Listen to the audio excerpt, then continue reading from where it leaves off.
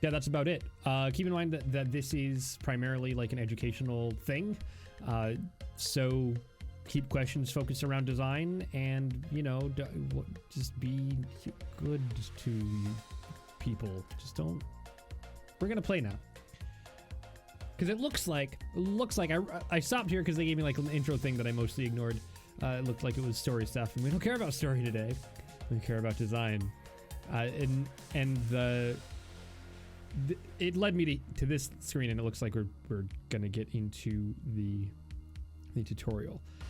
Now we could start talking about like what the text reads and why it might read that, but overall, I think it's probably reasonable to just say, you know, players don't learn by you telling them things, so we're mostly going to ignore it. I just do want to quickly point out that if you have an NPC say our standards are extremely high, and you back that up in gameplay following that, the player may be more likely to actually read your text later. Again, keep in mind, I've never played this game before, so I'm just making a general statement. I have no idea if the game actually does that or not. He seriously doubts I'm going to get very far.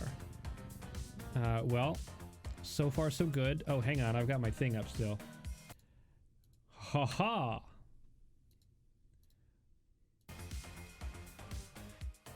My first task is to move around. Okay. He's very impressed with me. Okay, this is it's just a joke. The text is just a joke. I see. Okay.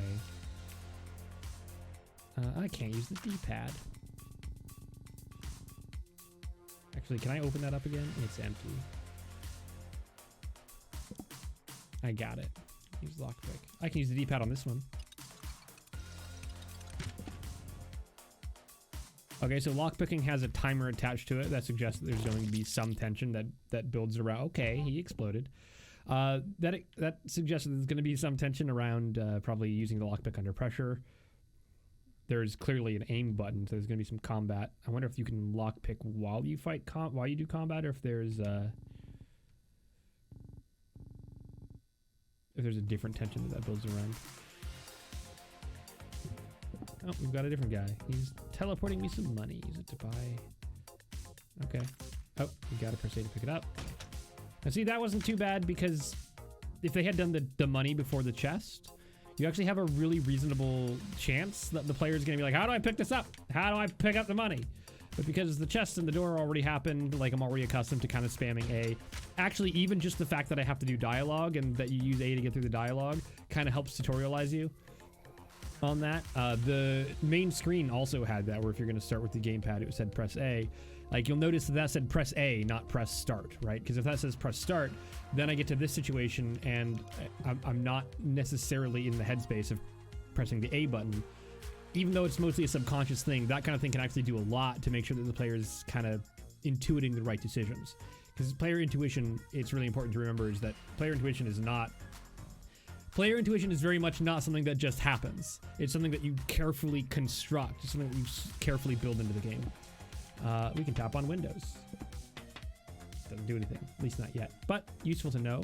The little highlight thing, pretty solid, you know, points of feedback, giving me a good sense of if it's highlighted. If I walk up to it and it highlights, I can press A to interact with it. Solid general feedback stuff. Really basic, but good to have. I'm assuming this is the shopkeeper.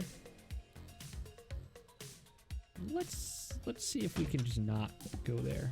Oh, okay, we have an inventory. That's X. And a map. That's Y. And a punch. Aha! Starting to figure some things out. This is probably also expected. Like, the early part of the game, right? So the early part of the game said this is going to be super hard. The NPC was saying this is going to be super hard. I doubt you can ever do this. And then now an NPC says get the money, go to the shopkeeper. So the game is already kind of teaching me not to worry too much about what the NPCs say, and to some extent even kind of like thinking about the opposite of what the NPCs are telling me. So I think, especially in the context of like there's also all of this space around oh hey, okay, so yeah, especially with that 100%, yeah. So this is definitely meant to be sort of how you interact with this place, right? The NPC tells you to do some stuff, and then you kind of do the opposite of what he tells you, basically. I mean, not precisely, but kind of. And then a new NPC comes up and tells you to do something. Probably the first thing the players are going to do is ignore the NPC, blatantly do the opposite, and run around. I mean, it's not necessarily correct, but the thing is, if a player doesn't do that, that's fine, because they just go through the tutorial normally. And if they do ignore the NPC, then what's left is to run around this little space, and there's really only one thing to interact with, the window. And I interact with the window, and this happens, right? So the tutorial is a lot more than just what the NPCs are telling me. Like, there's all this stuff that I'm playing with that is all kind of happening. And because it's all stuff that I'm kind of doing, and because the NPCs are telling me to do the opposite, what's happening here is that the game has set up a very clear sort of like standard tutorial. NPC says do a thing, so you do the thing, and now you know how to do that thing. And that's like the most basic kind of tutorial that you can possibly do. And people always kind of make fun of those kinds of tutorials, because it's like, that doesn't, it's not a great tutorial. And what's happening here is something that I've definitely seen a number of games do, and games are doing, it seems like, just anecdotally, seems like they're doing a lot more frequently now, where they kind of set that up, but then they subvert that by giving you a bunch of space to play with. And what that does is it makes the player, hopefully what that does, is make the player feel a much greater sense of sort of ownership over the things that they discover, over the things that they figure out on their own. And through figuring that out on their own, they're much more likely to not only remember that it's a thing, but actually employ it as a tool in the future, right? So the first thing I'm thinking is there's probably going to be like stealth sections or something like that, and I can use this to mess with that, right? Metal Gear Solid style. So it's actually been very well tutorialized. But of course, at the end of the day, the only way to actually progress is to do the thing the guy told me to do. And also, you'll notice that the thing that the NPC told me to do is buy from the shop. And you're probably not going to have a lot of players forgetting to buy from the shop, because players are always going to want stuff. Like, at least in an immediate sense, players are always going to want stuff. If you had done this the other way around, where it's like we hope the player stumbles upon the money, the shop, and the tutorial is tap on the windows to draw people's attention, it's much less likely that I would be using the windows to tapping on the windows to get attention, because I've already been kind of, the game's already subtly kind of teaching me, like, mostly ignore the NPC. Right, so just by swapping those two concepts around, like, you drastically change the tutorial, and it becomes, I think, probably a much worse tutorial. But they didn't swap the thing around. So far, so good. Access your inventory by pressing X. Oh, I've been using a Switch controller a lot lately, and now I'm like, everything's backwards. Use the hacking tool. Right stick to aim your target like computer, press A. Okay. Oh, I can walk, but it's really slow. Okay, X. Hacking tool.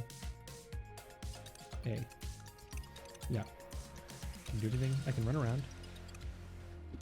Ah, I can't attack. No problem. So I can run around, but I can't attack. So it looks like if there is any combat while you do unlocking or hacking, what that ends up meaning is that the tension is more about surviving and less about fighting. Which will be interesting if they start throwing multiple enemies at me, because then that's going to get me to think a lot about positioning and movement. And that'll actually help a lot with if there's any tactical elements to the combat, because if what you do is you remove the attack while I hack or while I pick a lock, that pretty much immediately gets me thinking about how I get past this encounter if there's enemies also attacking me, how I get past that encounter just by using movement.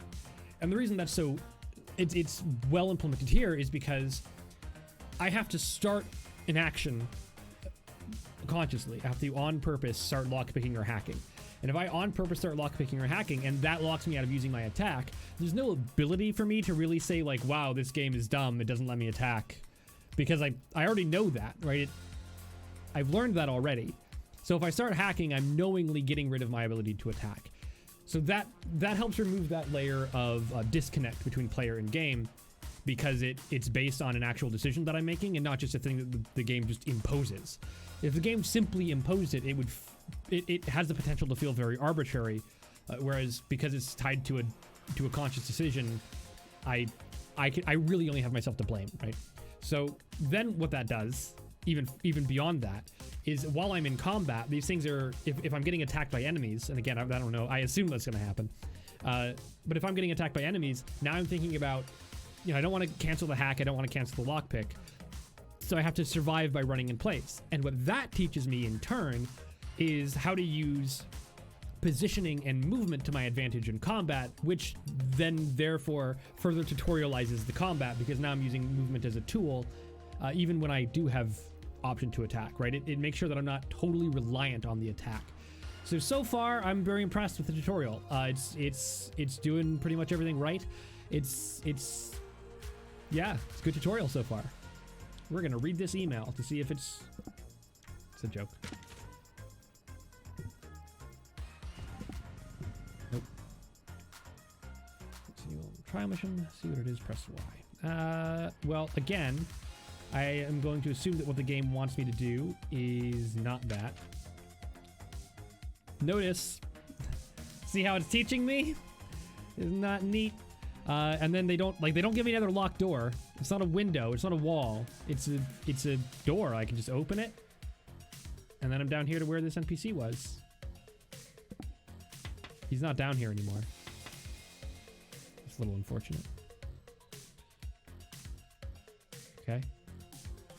Destroy generator, which is north. Short.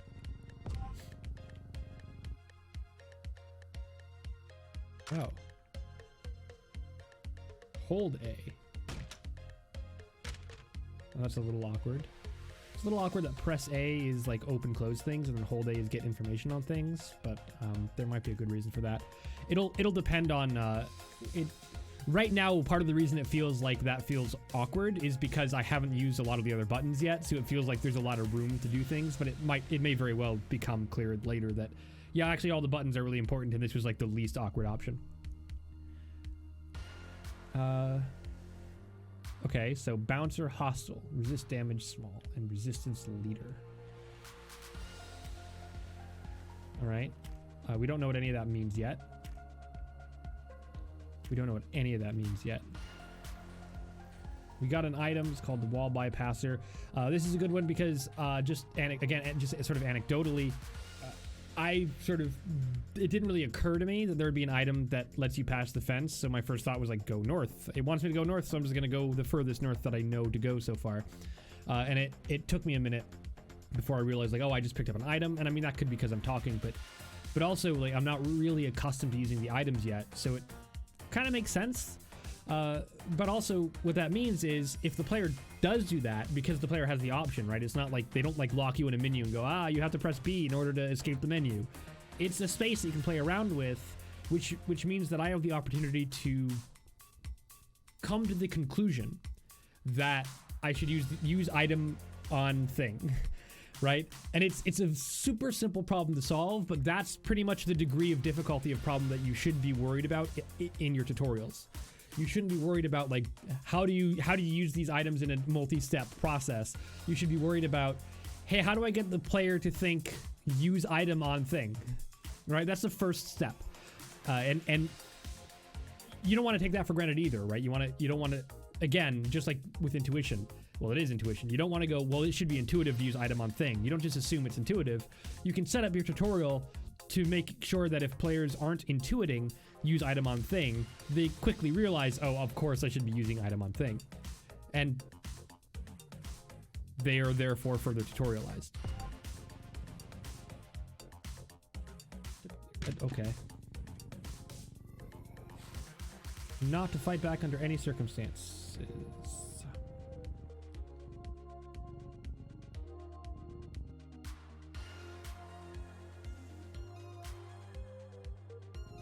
I don't think that is a legally binding contract.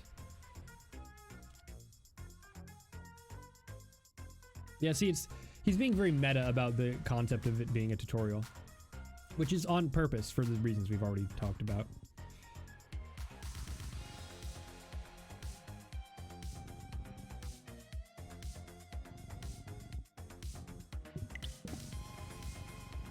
right, so he said he wasn't gonna fight back. We're gonna trust that for now.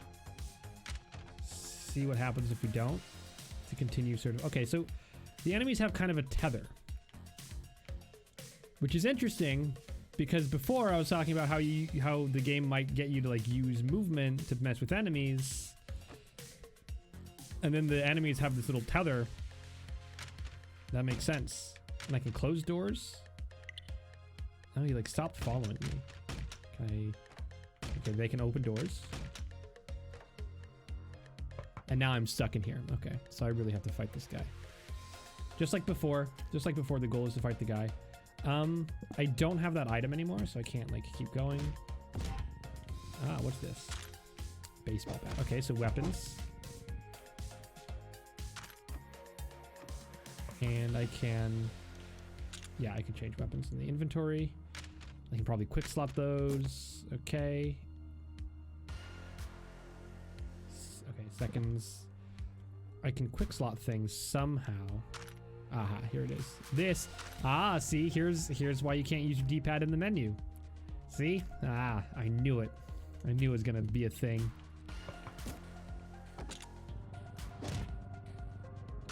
Kill that guy? Or is he? No, he's unconscious. Okay. Use key. Oh, I can kill him. I wonder if that is a thing. Ow. Bacon cheeseburger. Health.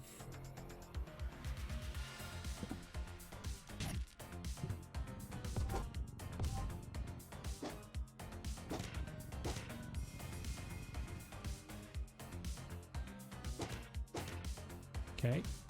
Oh, it's on the ground.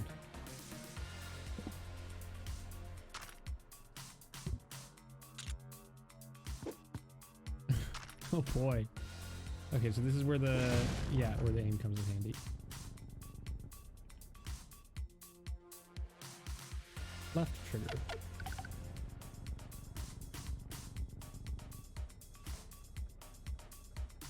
Check it on your stat screen. Press back. Cry profusely. Causes you to cry like a little baby. Serves no purpose except to embarrass you. Perfect. You know what? Very appropriate.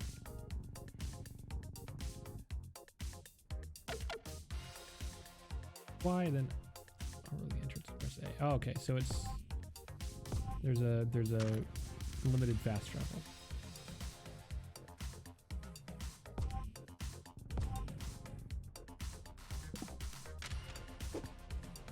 Nope. Oops. Oh. Huh. So that's interesting because I can hit him. It doesn't do any damage though. Uh-oh. I can't. Okay, well the rock doesn't do anything. Yeah, maybe the rock did do something.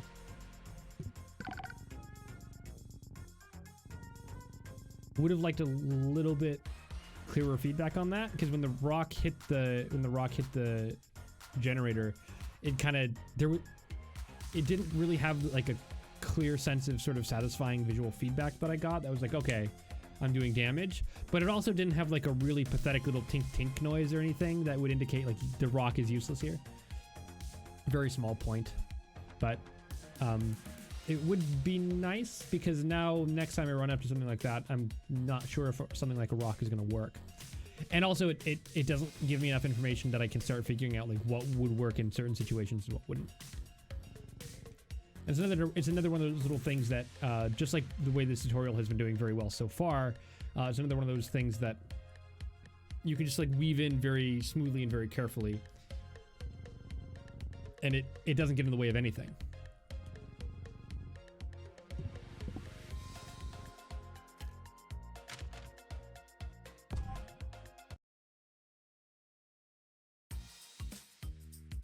By the way, once again, just to reiterate, if anybody has questions, concerns, comments, feel free to throw them out. Feel free. How unprofessional. Oh, this is a bathroom. I see. Yeah, that's pretty weird. Okay.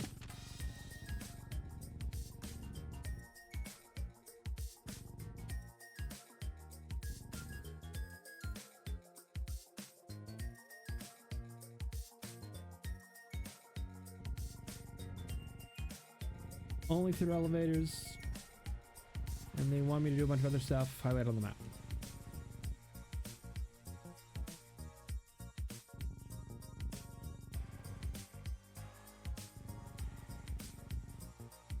Huh.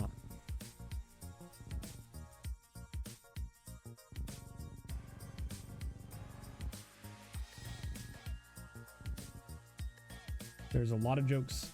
Yeah, game does seem pretty good so far. I mean, I'm barely into it, but the tutorials, you know, pretty solid A.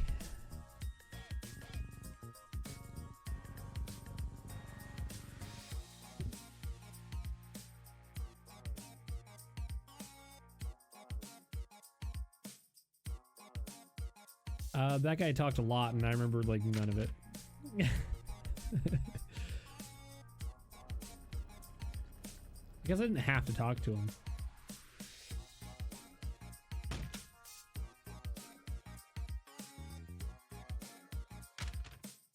Although it did feel kind of like, because that's what I've been doing the whole game. Traits, co-op. Okay. These are the other resistance members, I guess. Tutorial, floor select, loadout. Well, rewards, that's where we want to go.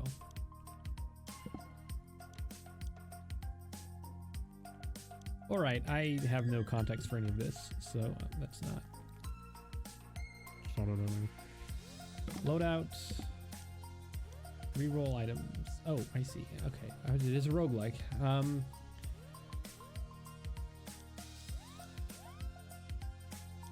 All right. Well, it seems like, because I don't know what any of these things do, it seems like the best thing to do. Oh, I can change my character. Okay. Who do I want to be today? Well, obviously this guy. Those guys all had like stats and stuff, and I didn't read any of them. I just saw that he had a funny mustache. That's probably actually worth considering. The kind of like metric that I'm interested in a game like this in particular, when it's like, hey, pick your character. One thing that I'm always interested in is what character is most often picked first, and how often that character continues to be picked more, or how quickly it like levels out. Because usually, as like a solid rule of thumb, players are gonna generally just like pick the character that sort of most aesthetically appeals to them, without any other information to go on. And this early on in the game, when I know nothing about it, like that's kind of it's exactly what I did. Good, clean, wholesome fun. Follow the arrows in the menu to find missions. Okay. Well, we're just gonna go to the first one, which is not this. Let's go around, I guess. Trash can. What's in this? We're gonna take that. Yeah. Don't know what that does. There's a fight club.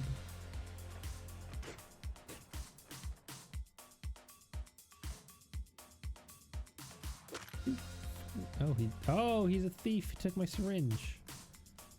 All right, well, you know what? He worked harder for it than I did anyway. Knock. Hi. Oh, it follows him? No. Ow.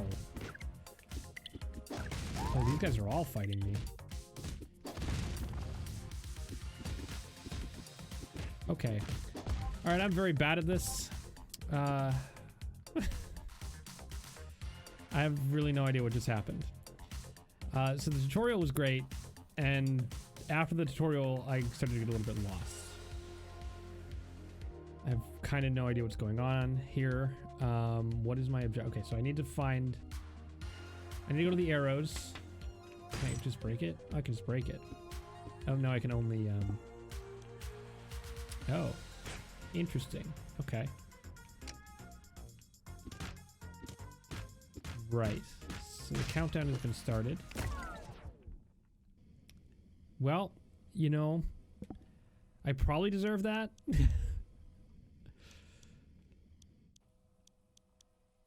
but I am quite lost.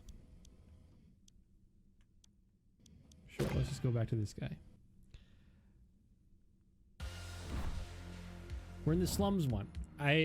We gotta find the elevator, the other elevator, I presume, to get to another floor, because the city is in layers. That's what the guy said. So I guess is the goal. I don't remember what the goal is. Is the goal just to get as far as possible?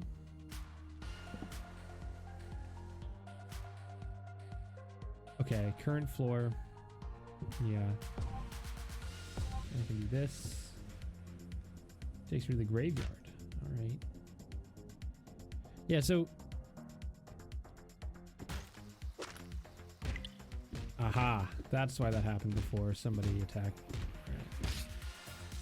Well, you know, it's good. So, okay. So it's definitely good that I have the space to do stuff, for sure.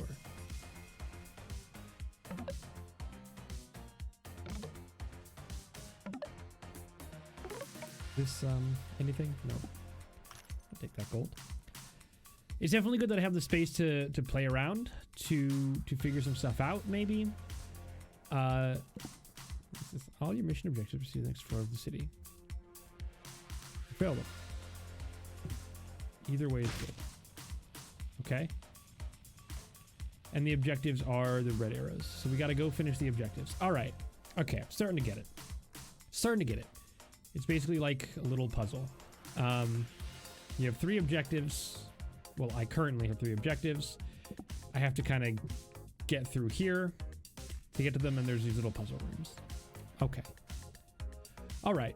So I'm starting to understand. Yeah, and it's a little bit like it's very open-ended. Does anybody want to? Hey. Okay, so does that mean that there's like...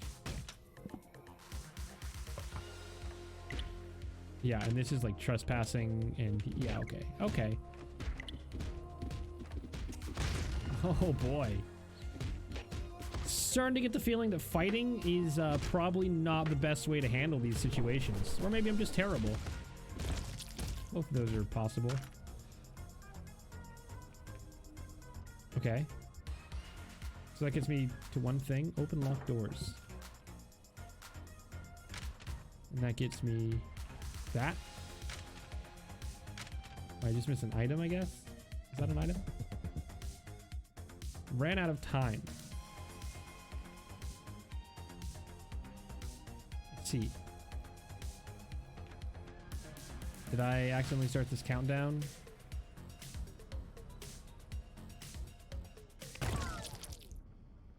Excellent. All right. So this is, because it's a roguelike, we can assume that there's a certain degree of trial and error that's expected. Hey, man. There's a certain degree of trial and error that's clearly expected. That's fine. However, okay, we got whiskey. That was worth it for the whiskey. However, I would say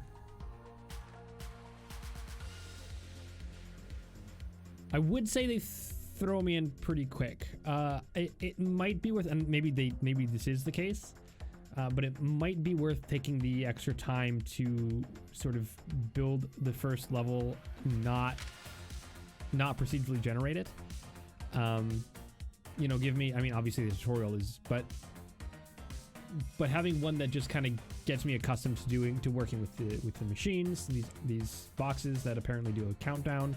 Like, I'm assuming that the idea is click all of them within the time limit, and once you click one, the countdown starts. That's what I'm assuming. But it took me a couple tries to kind of come to that conclusion. And if I just had a little bit of extra space to learn that specifically and incorporate it. Buddy. Okay, assist me. I don't have the money. Okay, so all right. Because a lot of the other things are starting to fall into place. Like, you have the opportunity to kind of scope the place out, right? You're clearly given a space. There's plenty of space around the place with the boxes. You have a lot of room to sort of figure out what's going on and why. Some of the NPCs have this assist me job, or this assist me option. It looks like the main method that I have to solve this problem this early on is combat. Like, that looks like it's the main thing. Not necessarily always, but at least now when I have no real tools, and then later later there's other tools that you're going to be able to pick up, I assume, that give me a lot of other options, and also these will probably get a lot more. Oh yeah, we have like 20 seconds. Well, this guy didn't attack me. So sometimes they do and sometimes they don't. Operate. Oh, okay, so I was in here too long and then the doctor attacked me. I see.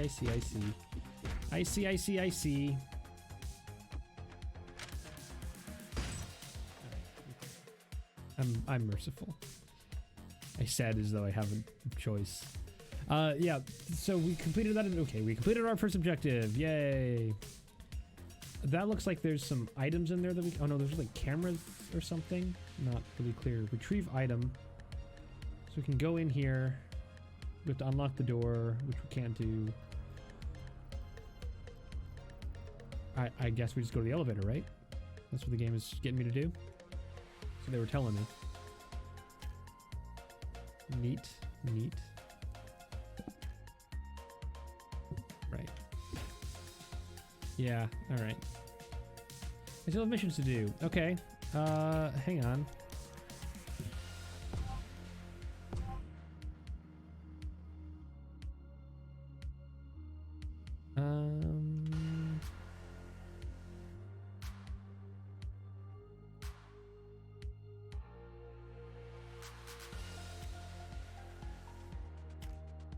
Player. Okay, so let's see. Retrieve the muffin from the safe. I see. Okay. They did tell me that, didn't they? They did tell me that at the tutorial. Another great example. It's the parts of the tutorial that were good were really good. And there were a couple parts that were kind of relegated to, like, the NPC told me that. And just you know, case in point, I guess. Those are the parts that I totally don't remember.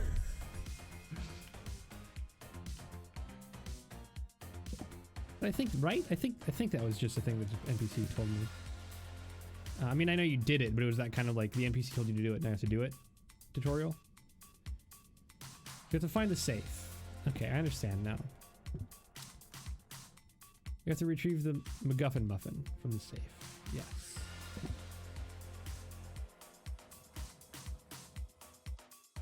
Yeah, I was under the impression that those boxes were the... Because then the NPC also says something about the red arrows on the boxes, and I don't remember what that was. Or, yeah, something about the red arrows. Okay. So the blue arrows then, I'm assuming? The safe? Yeah. Okay. Okay. So the retrieve item. Got it. Got it. I understand. Attempt to disarm detonator. Oh, you're an enemy. Okay. Can I? Okay, probably I can use the environment for stuff. And this thing... Oh, hi. I found a pressure plate.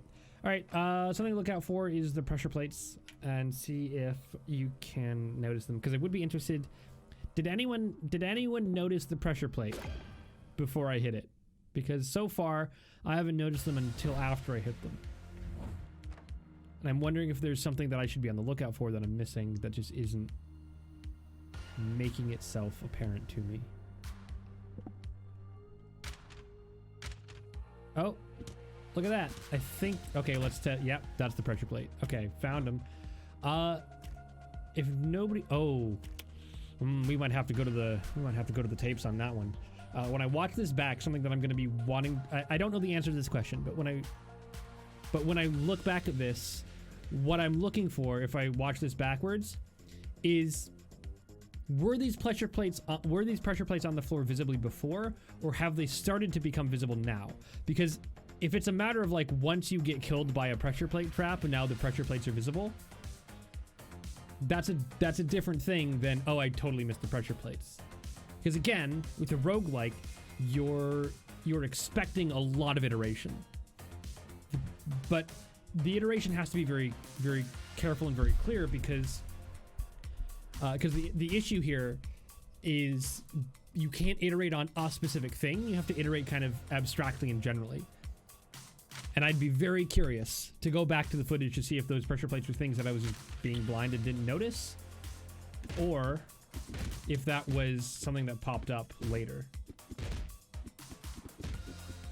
Oh man, I'm real bad at this. Just as a general comment, we're gonna keep doing the same character, because why not? Okay. Let's try to get this safe. Let's try to actually accomplish an objective. That's a safe, but not the safe. Is that right? Because it has an indicator. Also, we're going to keep on the lookout for pressure plates to see if we can still see them. Ah, rescue. It's not item, it's rescue this time.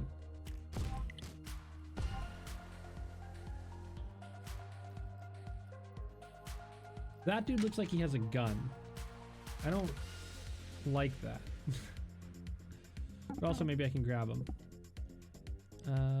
Okay, that's a banana. This is all great. I can just go in here. Pool table. Okay, so I have to either find my way out or sneak my way out.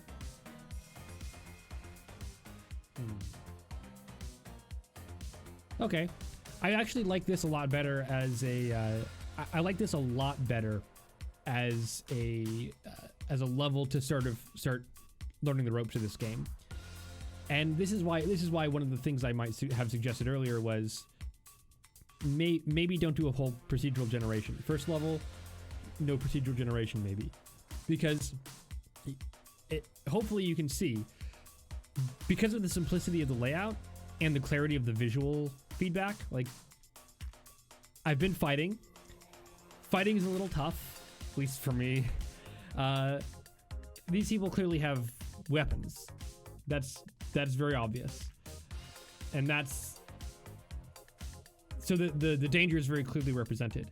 And the space is fairly simple, fairly straightforward, which helps a lot, because now I can go and go, oh, okay, my goal is to rescue this guy. Figured that out. And now I have the opportunity to kind of go around and figure out how this is going to work. Figure out how I want to approach this situation. It would be even better if you designed the level layout and the level design was all about getting you to think of a specific solution, or one or two pretty specific solutions, so that the player could be going through this level and then realize, you know, it'd be awesome? This thing. So for example, if this was like on a second story, if there was like on a two-story building or something, and I don't know how you'd represent that in this game. I'm just trying to give an example of what I mean. If you had like a 2 or 3 story building, and this guy that we're trying to rescue is locked in a room with a window, just like here, and you go, you know, it'd make this a lot easier if I just had like a rope or a grappling hook or something, right? Something that will make the player see a fairly obvious solution that requires some kind of item. Because then what happens is, as a player, you go, I want a grappling hook. And if you ever see a grappling hook available in the shop, you go, I want that. I want that grappling hook.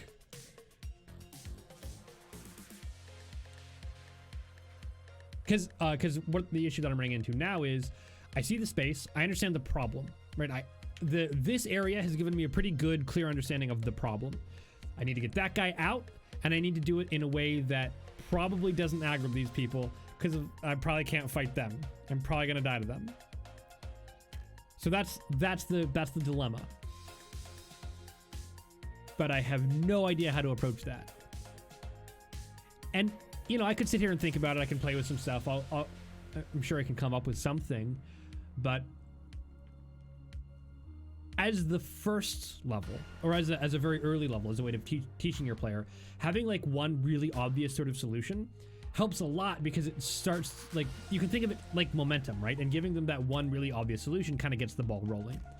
I understand now why why he made the comparison to D&D or to TTRPGs, because it is a similar problem of just like, here's a situation, deal with it. And in TTRPGs, I do kind of the same. I do try to make it so that there's like an obvious solution, even though it's not a very elegant solution. Yeah, maybe. You can climb in the windows, but it hurts them, so it hurts me. So yeah, we'll try the window. Because I can climb in the window, but it hurts me, so I'm kind of concerned that's going to hurt the NPC, but we'll see. Yeah. Okay, I can't get his attention, but I'll maybe try to break it. Try to break it when the camera isn't staring at me. Although, I will say, here's another sub-problem, right? If we go, okay, do something with the window. Now, we've got this indicator on the camera, which is very clear. And my first thought is, we probably don't want the camera to see the broken window. And I assume that's probably correct. He doesn't come with us. Does the camera care about the broken window? It does not. Oops, I wanted to go through it. Oh, but I can't get to the opposite side. Okay, so the guy won't come through the window with me.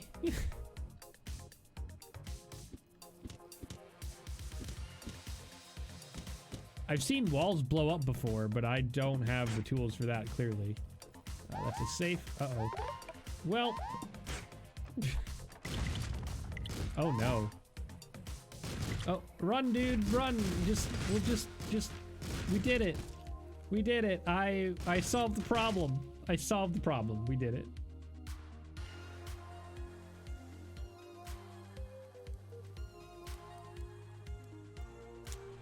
We did it. We used our wits and our wiles. 3,000 IQ plays. Yep. Galaxy brain, next level. Mission accomplished. So that's cool. The sort of interaction of like the environments and AIs and stuff like that is interesting, because it definitely creates some interesting stories. That's for sure. Although it does seem like it would probably be a lot more interesting to actually go through the solution and come up with, you know, it doesn't. It's funny. It is a funny story. It absolutely is like an emergent narrative kind of thing. The only issue with it is that it's not a narrative that I really had a say in, right? Like I didn't really participate. Yeah, let's talk to this drug dealer. I have $69 now, so talking to the drug dealer seems like the thing to do. Which one is B? Yeah, that's that one. Still on the Switch controller brain. All right, you know what? We did it. Retrieve incriminating photo from Gangster Blood, who I imagine is Transylvanian, because otherwise they couldn't call him Blood. Blood. All right, let's find Blood.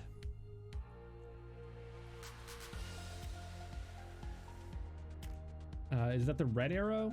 Yeah, because it's red, right? There's like a blue one and a red one. Okay. Yeah, retrieve item. Okay, there he is. This looks significantly more difficult. More complex for sure. Hey, can we buy a soda? Oh, we can buy whiskey, but I already have whiskey. I took it from that guy. We're gonna drink. We're gonna drink.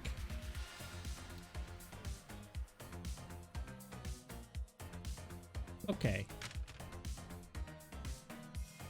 All right. I don't know what these do. Is this a trap? It's not an item. Don't know what that is.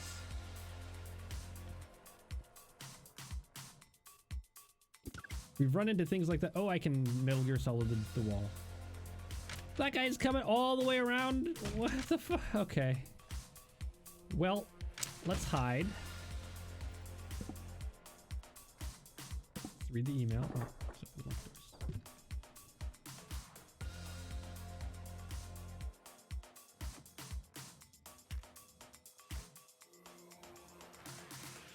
okay. That was sort of anticlimactic.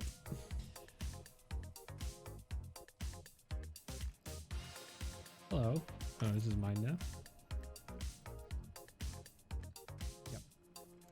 About $4.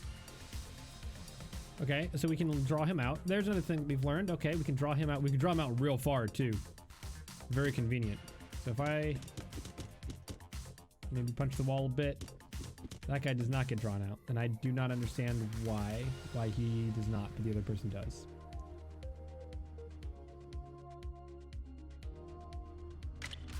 Oh, immediate attack. All right.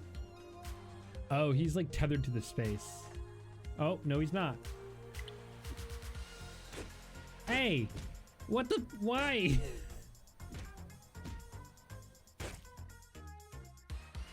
Okay, well, I opened a door and aggroed this guy, and that basically insta-failed the mission. Oh god. Well, let's get that knife out. Okay, we're gonna be wise. We're gonna use spacing. Oh, we're gonna use spacing. We're gonna kite him. Kite him. Oh man. Yeah, no problem. No problem. So good at this game. It's fine. We didn't need him alive anyway.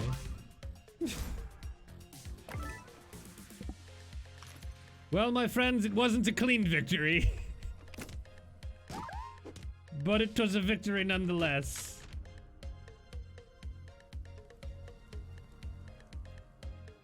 Yeah, so again, like, there's just a lot of, I imagine a lot of it is because there's just a lot of interaction. There's a lot of things going on behind the scenes at any given point in time. But it's very difficult. It's very difficult to determine, like, exactly what thing is happening. Like, what thing responds to which action. And this is one of the hardest parts about tutorializing in general. So one of the things that kind of sticks out at me is that this game has a very clear tutorial, and it's basically going, here's the tutorial. The tutorial is now done. Do the levels. And I think it especially with the adeptness with which the tutorial is crafted. I think thinking about the whole game as in some way being tutorial is a really good mindset, a really good headspace to be in when you're designing stuff, because the tutorial was actually quite well done, and then the tutorials just stopped, and now, like, all of those really careful interactions, all of those really meticulously created scenarios where I'm making specific decisions in specific situations, which leads me to specific conclusions that will aid me in the game in the future. That just kind of went out the window, where it's just like, okay, here's a bunch of stuff to do and you can do whatever you want. And I'm making decisions, but because it's no longer in a really controlled space, there's not a really clear relationship between the decisions that I'm making and the feedback that I'm getting, and the outcome of what I do. What is this? I leveled up. All map markers are filled at the beginning of levels. Enemies are more likely to run away during battle. I don't like that one. It seems like that's gonna get people that I have to rescue killed. All syringes are identified. Okay.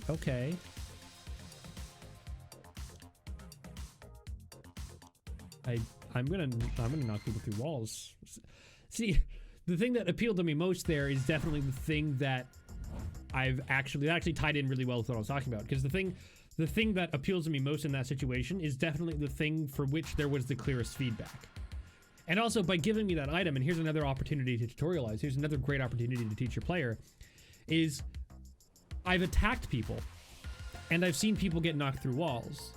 But there wasn't really enough information for you to make a really clear connection between actions that I took, specific actions that I took, and people getting knocked through walls. But when I get an item, or the option to choose an item that says, hey, if you take this upgrade, you're more likely to knock people through walls when you hit them, that sort of clarifies for me how people get knocked through walls. It makes me go, oh, there's just sort of a percentage chance or something that an attack might knock someone through a wall.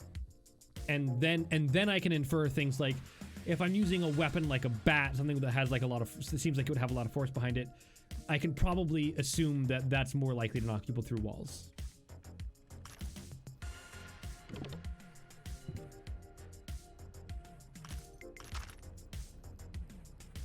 So, I don't know, just really just never, just look at everything that happens in your game as a potential for tutorialization. That's really important. It's really important. Okay, all right. Look, no beef with you, man. That is a person carrying a baseball bat. That is a person carrying a baseball bat. For the longest time, well, I guess not the longest time, it's been less than an hour. But I just realized that that's a person carrying a baseball bat and not a person with a quest exclamation mark by them. That makes a lot more sense. That makes a lot more sense.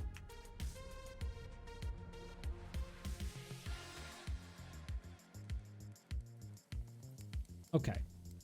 Okay. We should actually look at the thing. Oh, we have 3 this time. Okay. Retrieve document evidence from slum dweller, and we get a shotgun for that.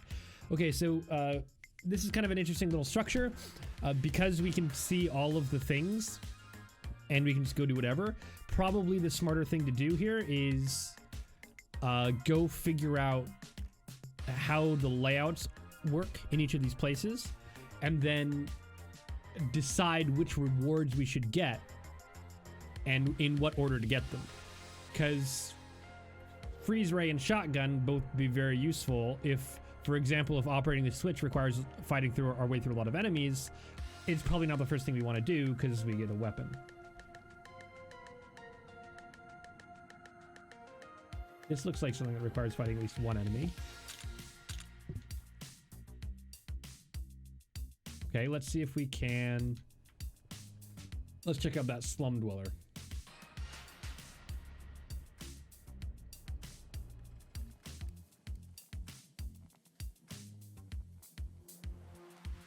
Gotta be you, right? So we still have to fight somebody.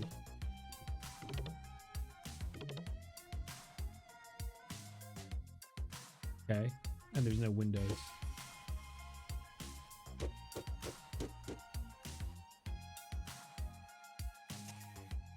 Ah, that syringe gave me strength, and that gave me weakness. Excellent. Hey. So we have a few options. We can just straight up fight. We can try to hire protection.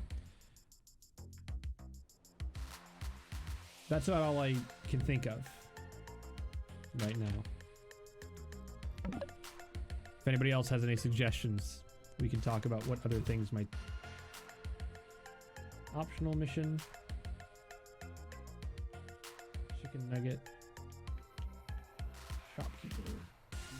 This guy wants me to neutralize a shopkeeper. Okay, so we've got an optional mission.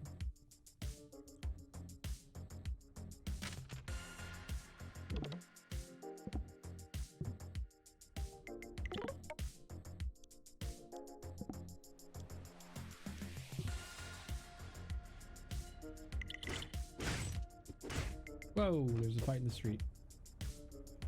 We're gonna take care of the shopkeeper. That's our optional mission.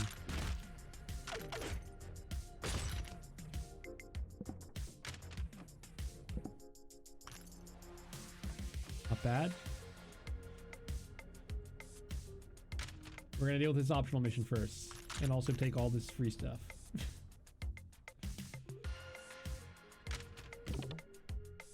There's another thing. There's another thing is you can probably goad people into fighting each other somehow. I don't know how to do that yet, but I assume there's probably something.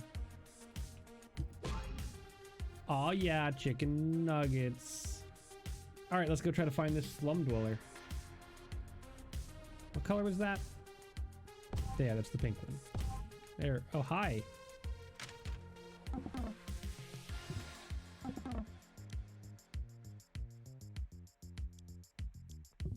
Okay, hang on.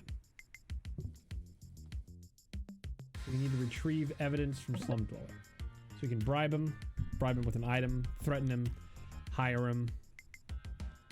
And if we threaten him, chances are that turns into combat, right? That's pretty clear. There's just a knife. It's just a knife. We could hire this guy, then threaten this guy. Hire his security guard from him. What is this? Ammo stealer. Okay.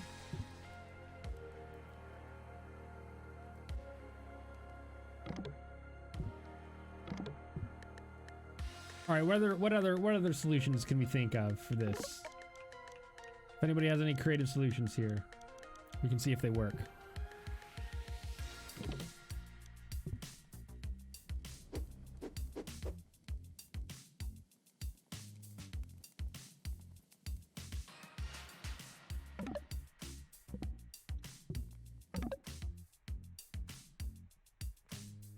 Okay, he says some weird things.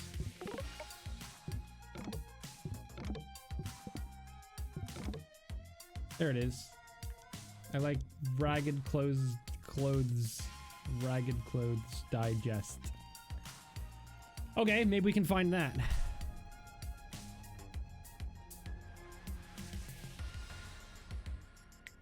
I have no idea where we could find a magazine. Where are we at? Let's see.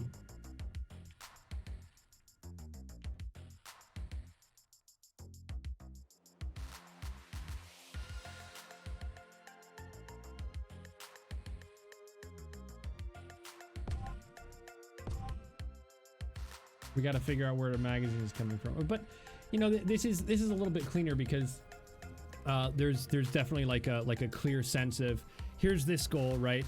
Here's the larger goal, and then you go to the thing, and then he suggests a smaller goal, and then you like that's definitely how you want to structure something like this. When you know, games like this, often the mistake they make is they think that they kind of believe the hype. Kinda, where it's like the selling point, like the marketing blurb is, oh, you can do whatever you want. That's the marketing blurb. Is it sounds really great because you go, oh, you have so much freedom. But as a designer, you don't want to. Yes, I'll take that free gold.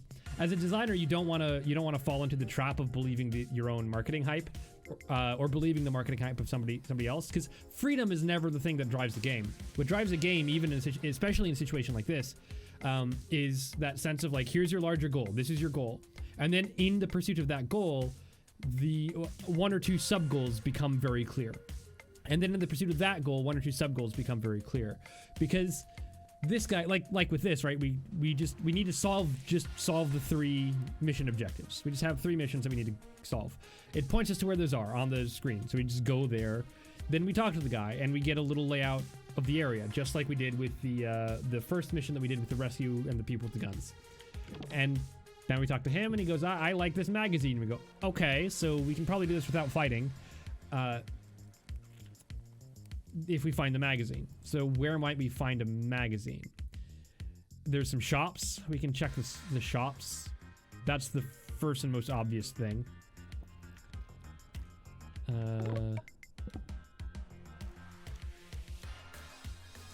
Nope. I killed the shopkeeper.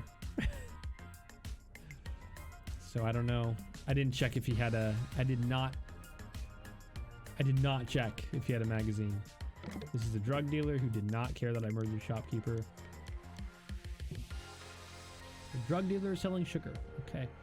The other thing that we can do here is go check out one of the other missions. Like this one. Which is break out of prison. Let's check out the switches. Maybe we can find a magazine up there. I don't know.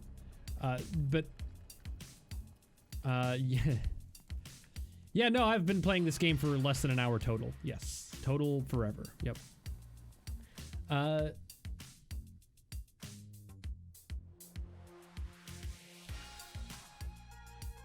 some of the objectives don't link as cleanly as I would like, but definitely that stacking objectives thing is mostly in play, and that's really solid, really good, really good idea.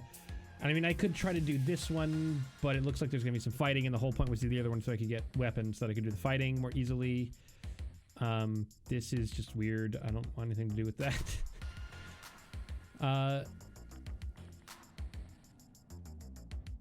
Yeah, I just have no idea where to get a magazine. I don't know. Maybe we just fight the guy, huh?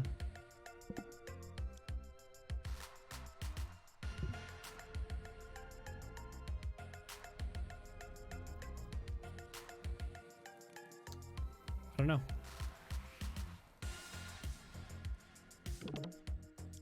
You can bribe with item. Yeah, I can't do that. I need the magazine. I clearly need the magazine. But I have no idea where to get that. I also have no idea like where there are bookshelves in there. Maybe there's one on the bookshelf. There's a lot of obstacles basically in the way of everything, which is good. That's definitely what you want, because you want to make sure that that everything that the player, every like possible solution the player can come up with actually has a reasonable obstacle, so that there's a strong core tension. Also, the core tension is starting to sort of reveal itself, as it were, right? Because almost everything that you do ends up being around the same sort of set of similar decisions, and then it's just the details surrounding that decision that change. No, I don't care to make a donation. My blood is my blood. You can't have it. Whiskey.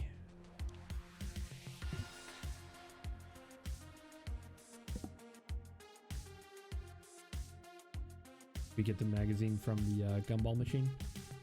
Probably. I think that makes sense. Let's see. All right, well, I don't want to just run around looking for a magazine, so let's do something else. I can see, you know what, the other thing too is, I like that this kind of is the way that this works, because that makes for a really interesting multiplayer game. And it does sell itself as a co-op roguelike. And that, it's very well, the multiplayer element is kind of woven in nicely, because it's not just like, it's so easy to go, oh, it's multiplayer, so when you press the button, you all have to press the button, and that's what makes it multiplayer, right? It requires 4 people or whatever. Rather than, yeah, you can totally do this by yourself, but talking through solutions and figuring that stuff out is kind of the appeal to it. And this, the analogy to TTRPGs continues to make sense, because that's kind of the same thing. I would, and I've said this already, but I would like a little bit more sort of clean tutorialization throughout, because the initial tutorial really solid, really good, and then it just kind of like stops tutorializing. But just having a few things. Yeah, no, I can see that. I can see that for sure, right? This idea that like you can have one person like distract someone and then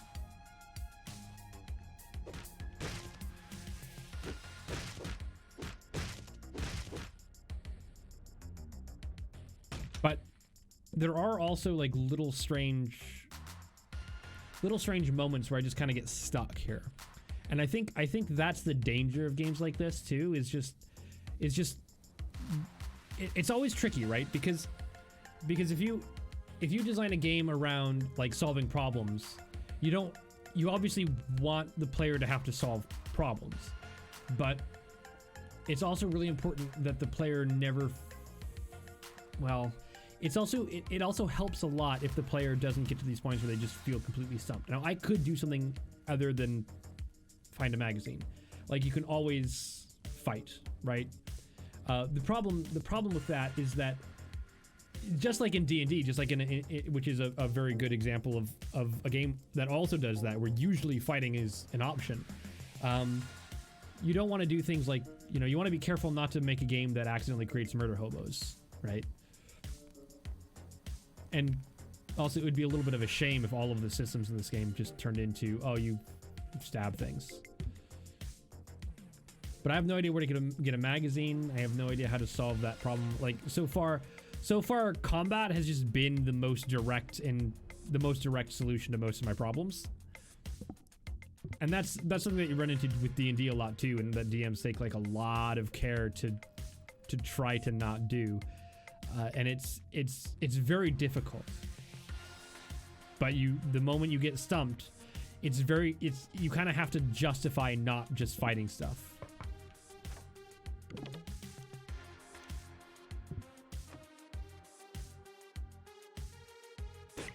Speaking of which, oh, I ran out of knife. I ran out of knife. Oh, I killed innocent and got a thing. XP. Oh, I was experience. What are you? You're a dead guy. Refrigerator. Man, I was really hoping that this refrigerator would have a magazine in it, but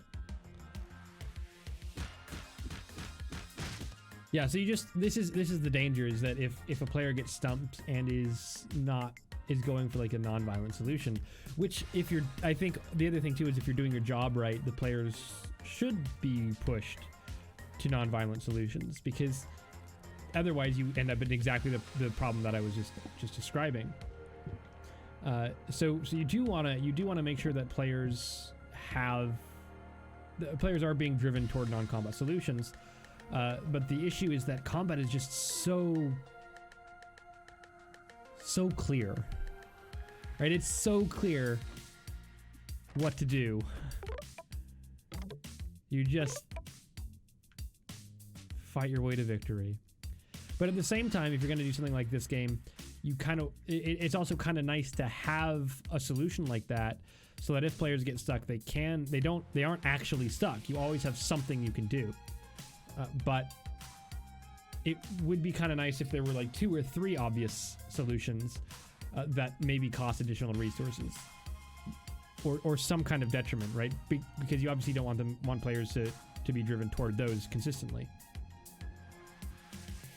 I don't want to use my money. Fine.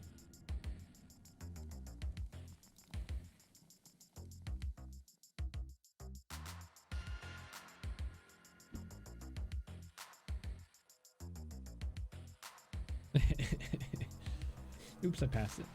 Yeah, so I think, and I want to be very clear here. The problem is not, oh, this creates frustration. That's not the problem. The problem is the tension is undermined by by another tension, kind of. The tension of trying to find out this solution, or trying to find a solution to this problem, is somewhat undermined by the ubiquity, by the ever-presence of a combat solution. Because I can always just fight, it's a little bit harder to justify putting in the time and effort to... Oops. Hey, this shotgun doesn't do a lot of damage. Oh, actually it does. Yes, it does. Never mind, I lied. It does a lot of damage. Problem solved.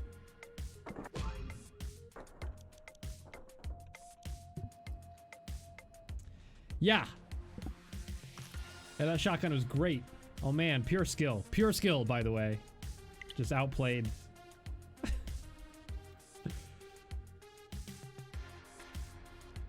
Maybe that's a good time to talk about balance a little bit, because kind of by all rights, this shotgun is really overpowered. But it's not. It's not really, because balance doesn't really factor in. First of all, it's obviously got really limited ammunition. It does, however, undermine the tension of one of my missions, which I'm gonna make an argument for and an argument against, one after the other. The argument against is that the shotgun kind of undermines the tension, in the sense that I should probably scope this out. In the sense that that particular mission was incredibly easy just by virtue of the fact that I had a shotgun, and all of the problem-solving gameplay is really no longer relevant because I have a shotgun. Who needs to solve problems when you have a shotgun? And that kind of does undermine the gameplay to some extent. But here's the counter argument that I have in my head. The counter argument is basically, yes, but because I was just arguing about how important it is the player doesn't get stuck. Uh-oh. Uh-oh. Because of the importance of the player not getting stuck, having something that basically is, hey, you're not gonna get stuck because you have the shotgun, you just do the mission with the shotgun, is probably a good thing to have, because that way gameplay can continue to flow. I don't know which of those things is right. I don't know. I have no idea. Those are just both of the thoughts that I have. Ow. Hi, you have a gun. Oh boy. This was a bad call.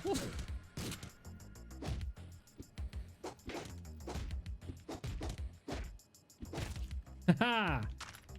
Outplayed. Oh, actually outplayed. So it turns out you can dodge bullets. Very convenient.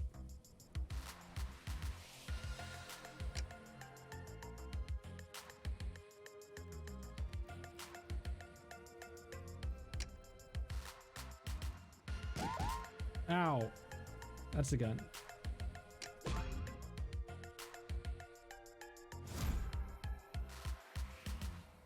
Yes. Yeah, that's definitely true. And there's like a degree of like solid feedback, right? With like, yeah, oops, I meant to throw that. I did not throw it and I died. Okay, well, that's the end of that run. But yeah, so definitely making one mission really easy was good for making sure that I was well, the feedback was really strong. Like, good job, you planned this out with any degree of competence. And therefore mission number 2 is easier. And I think one of the nice things too is because there's 3 missions, and as the mission count starts going up, including optional missions, now there's 4, you have more freedom, you have more options in terms of like what order you do things in, and you can definitely afford more of a, yeah, mission number 2 was really easy because you prepared for it through mission 1, but you've still got missions 3, 4, and 5 or whatever. So I think that's all very, very good.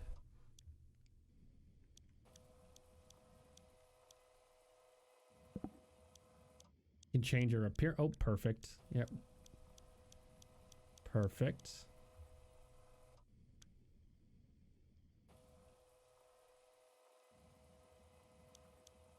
I agree. Yeah, I think that's there's a very clear sense of like the what I like to call the I should have.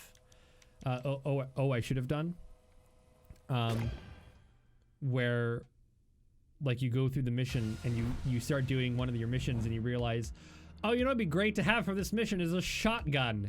And then you go, I probably should have done the shotgun thing first, huh? And it's just like you had 100% of the information needed to make that decision, but you didn't realize that you should have made that decision until after you made the decision. But then you got feedback that sort of indicated that that was probably the better decision. And then through that you learn. And it's a very effective process of learning. All right. We're gonna do this run. We've got 2 things. Operate all the switches. We get a silencer and rescue the hacker. So we don't get anything particularly useful because I don't have any weaponry. Ooh, wait. I have weaponry. So this is interesting. This was not something that was happening before. There's now people like fighting and I can go pick up their stuff. That's really nice. Are these guys armed? Oh, I can just buy a gun. Okay. I could buy a pistol, which again, because I was able to look at the missions, I know I'm getting a silencer on one of these, and suddenly spending, you know, $70 on a gun doesn't seem so bad. Of course, I have $0, but other than that. All right, so these guys are probably gonna fight. I can attack them first, or we can try to sneak this guy out. Sneak this person. I don't know. A place detonator. Okay, that's an option. That's an option that we have. Oh, hey, I have a machine gun.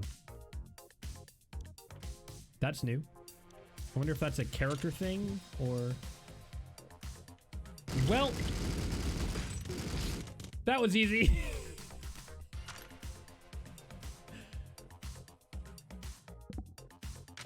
Hey. How you doing?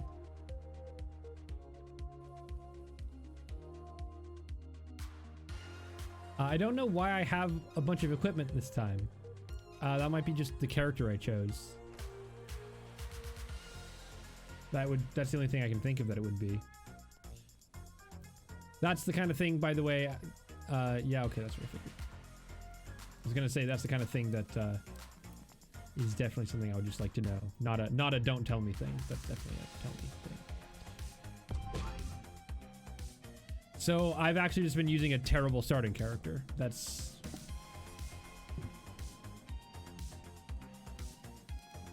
Or maybe that character is just good at not other things. I don't know. But this is another one of those little risks that you run if you accidentally emphasize combat too much, which again, just like in D&D, it's the same problem, right? If you emphasize combat too much, now when you give me a character with a machine gun, my first thought is, oh, this character is just better, because I don't have a nuanced understanding of this game. Oh.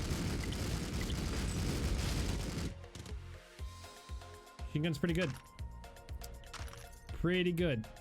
One thing to probably consider. I'm almost out of ammo for it, but one thing to probably consider with that is that I had access to all these characters. Oh no! I had access to all these characters immediately. Like right from the start of the game, I had access to all these characters. And one thing that... Uh-oh. There we go. One thing that might be worth considering in the design is... one thing that might be worth considering in the design is just like not giving me access to characters with good combat options. Right? Learning to play the game without combat for a while. So that... Because when you're tutorialized, you generally think of the way you generally think of to do things is roughly in a priority that mirrors the way you learn things initially. So if you teach me all about solving problems and you let me go through a lot of solving problems without combat, then when you give me combat, I'll think of combat as another problem to solve or another tool for solving problems. Whereas if you give me a bunch of combat, like if I had just been playing this character from the start, as an example, I would probably not... the game wouldn't be pushing me away from combat because I'd just be mowing everything down with my machine gun and like no issues.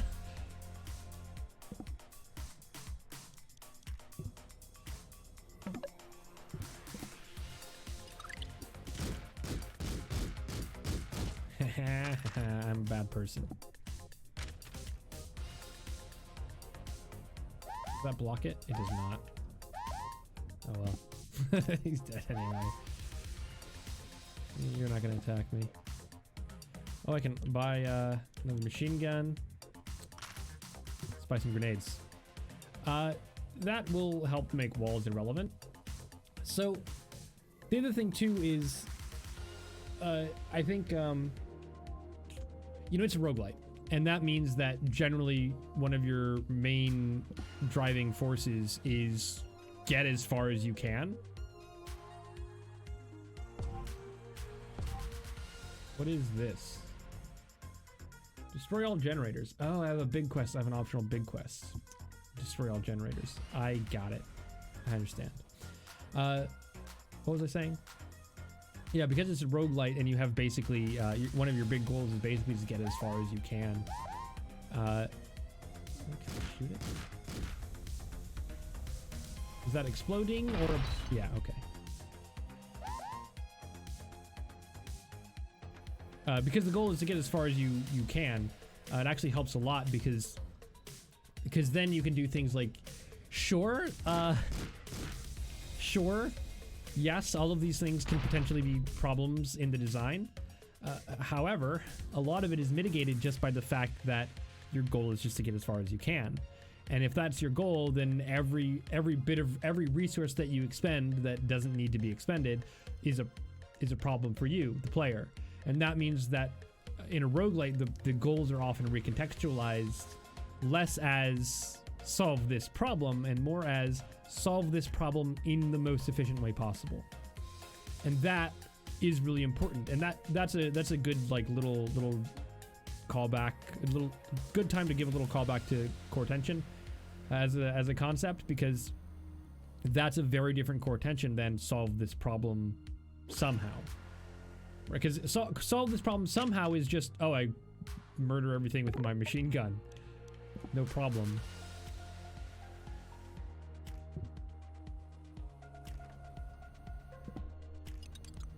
Oh.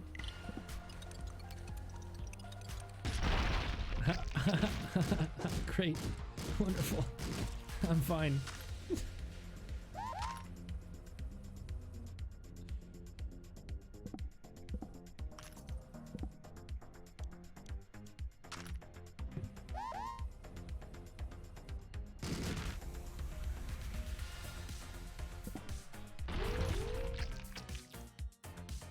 Thought I'd do gamble real quick. We should heal.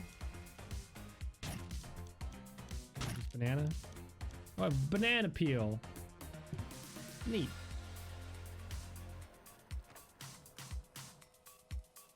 But yeah, so the core tension of like solve each thing as efficiently as possible. I think one thing this game could potentially benefit from is maybe something that really clarifies in the moment that the tension is really about solving things as efficiently as possible. That could be really, the reason I think that could potentially be really beneficial is because as a designer, it's really easy to very often think of things as like, yes, here's the tension and here's how the tension unfolds, because like the player will do this and think like this and make these decisions. But it's really important to go back and kind of just go, but will they though? Right? Because remember that the player is coming at everything from a very, especially a new player, is coming at things from a very sort of narrow perspective. And because the player is coming at things from a very narrow perspective, they're only looking at the immediate problem. And really they're looking at only the immediate problem. It's not until much later that they start looking at the problem in a larger context. And by looking at only the immediate problem, a game like this, which rewards you for being efficient over time, and the rewards aren't necessarily immediate, or the feedback isn't necessarily immediate, and therefore not necessarily clear to a new player, just making it so that some of the early missions, some of the missions in general, just have a much cleaner sense of just getting you on the mindset of efficiency. It doesn't have to be linking things into like larger contexts yet. It just has to be things like for example, if the player is just thinking about using combat primarily, then we already talked about how we could potentially get the player to be thinking about the game in terms of primarily combat. So let's say we do that, and then we give them a mission that involves killing a couple people, and then we give them another mission that involves killing a couple people, but all of the enemies have guns, and you have a gun, but your gun has 6 bullets. Something like that, right? Or maybe 10 bullets, whatever. Something where it's like you have one single very limited resource, and we pretty much expect that you're going to be thinking about it in terms of using that resource. Or, we could probably, I'm sure you could refine that concept a lot.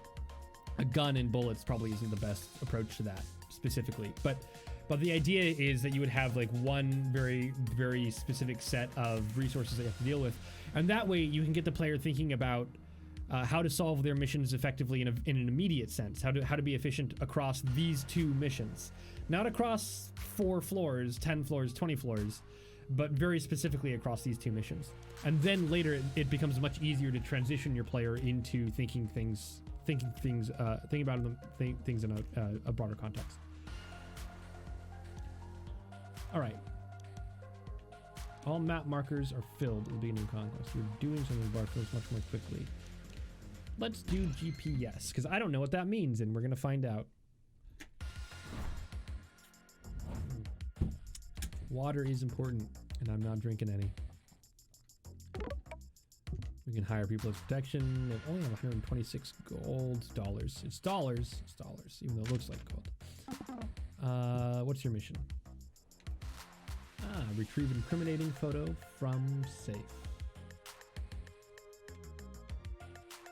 Then we have to free slave. Operate all switches. We get a freeze gun. We get a critter upper. Has literally nothing to do with small rodents, but does increase your chance of scoring crit to 100%. Always crit for 20 seconds. Okay. Let me get some chicken nuggets too. Let's start optional.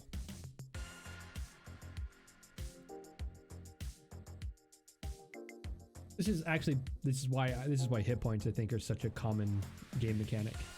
Hit points are HP is such a good way of putting multiple decisions in a single context. It really is.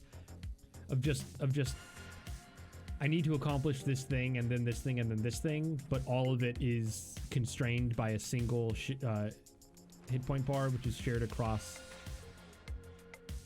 all of those things. Like you've probably heard of the idea of a hit point bar, an HP bar as being basically your like mistake allowance, and that's about right. And the reason that that's so valuable to have a shared mistake allowance across all the challenges is that those challenges are much more contextualized and they feel much more interconnected. That's, by the way, how emergent narratives can be created. Without that kind of thing, emergent narratives often aren't nearly as accomplishable. Let's see.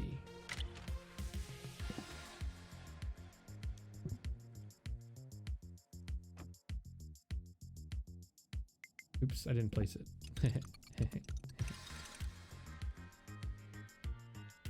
Okay, well, this is a stealth mission now because he just didn't remember. He just forgot.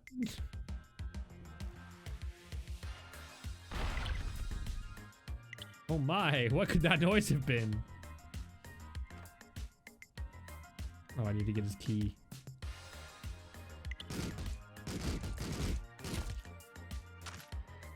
Or this combination, whatever. Got it.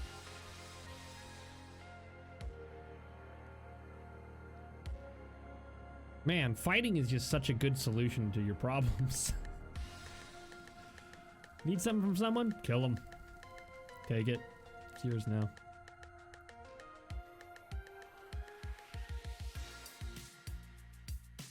Getting around that is really difficult. It's been a problem that plagues DMs in D&D for decades. Because here's the thing, you can't just punish it. You can't just punish players for being aggressive and fighting. That doesn't work. Because especially if your player ends up in a situation where fighting seems like the very clear option, or maybe to them the only option. Punishing fighting becomes a very bad idea, because then what you're communicating to your player is basically like, hey, you definitely should be fighting. Hey, fighting is a great solution to your problems. Also, stop fighting. It's a very weird way to oops. It's a very weird way to communicate things to your players.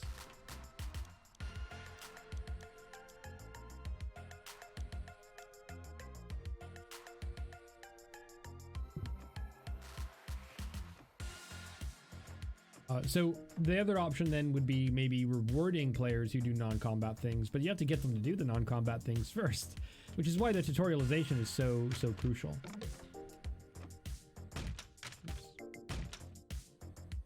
and it's actually, I think it's worth, like, I think it's worth spending, I spent probably almost the first full hour, maybe 40 minutes just talking about tutorialization. I think that's fine. Like, I think it's okay to do that, because, yeah. Again, I meant to throw that. I did not throw it. I just didn't do that. Yeah, which is why I think tutorialization is so important, right? Because that's the thing that really, man, good tutorialization changes so much about how your player interacts with everything. Like, so much. I think that's one of the reasons I really don't like the idea in general of tutorial generators. Retrieve hard drive from safe. Hacking tool. That's why I really don't like. That's why I really don't like the idea in design of the idea that design is subjective, or the idea that all players are different and that it like, oh, it depends on the player. I hate those concepts in design, because the question you should be asking is not, are my players going to do X, Y, Z? The question you should be asking is, here's what I want my players to be thinking about and how I want them to be solving their problems. How do I get them to do that? And you just start exploring that and start actually solving that problem. And I don't know, you just make it work. Like, that's the idea, is you should be making it work. I did not mean to borrow money from him, but that's okay, because we can solve that problem the same way we solve. You know what? Let's take some of that money. There we go. Ah, there we go. There, we just borrowed money from him and then spent half of it on making sure we didn't have to pay it back without losing much. No problem. Very, very clever. That's what I'm talking about, actually, by the way. That's a great example of obvious solutions. That's a great example of a really obvious solution. It's probably the kind of thing that almost everyone would think to do. But also, when you do it, you feel pretty clever. Great example. There you go. That's a great example. I'm so glad that happened. That's a perfect example of a good, really obvious solution.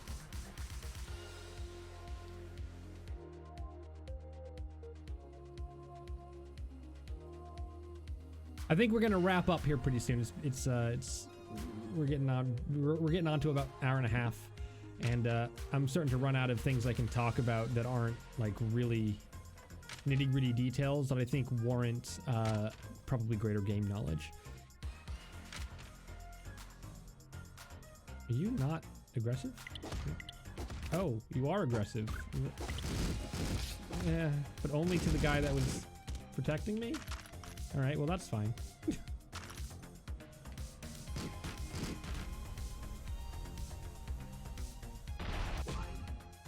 Got it. Ooh, what's that? Oh, food. I see. They spelled it wrong. I get it. Cheeky.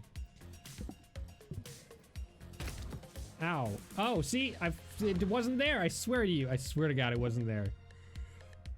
Right? You didn't see it.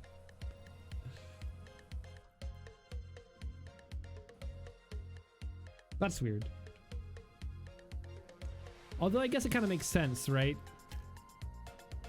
Because I think what they want is more... I think what the game wants is more... be careful. Like, I don't know. That's a bit of a weird one. Because my first thought is the game is trying to get you to be more careful about where you step and what where you're walking.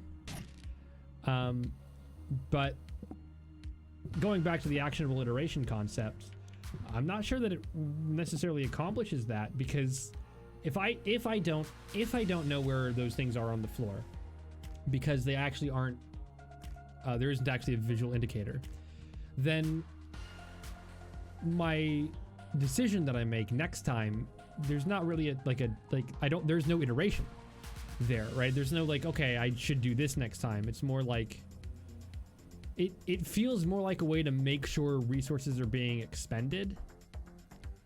Or maybe guess I should leave. Or maybe it's, I don't know. What do you guys think? What do you got? Any thoughts on why those floor tiles would be hidden?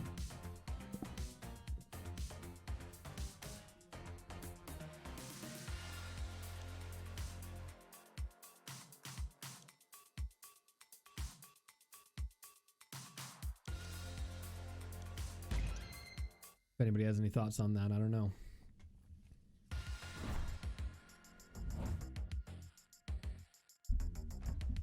It's possible that the idea is just because they aren't that common. I don't know. Maybe that's also an attempt to create more emergent narrative. But if so, it's probably not a great way of doing that. I don't think that's why.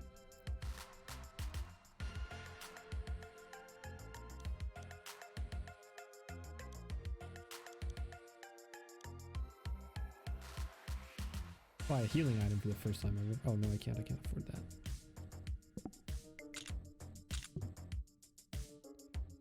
Generators.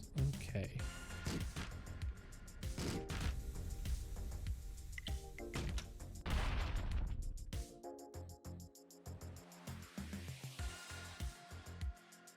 Bye.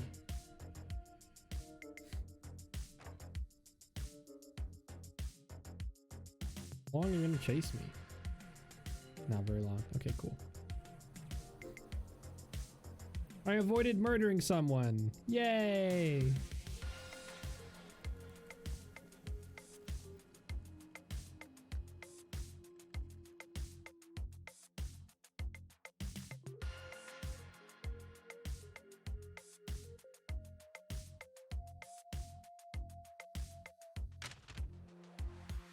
Well, okay. So I should probably.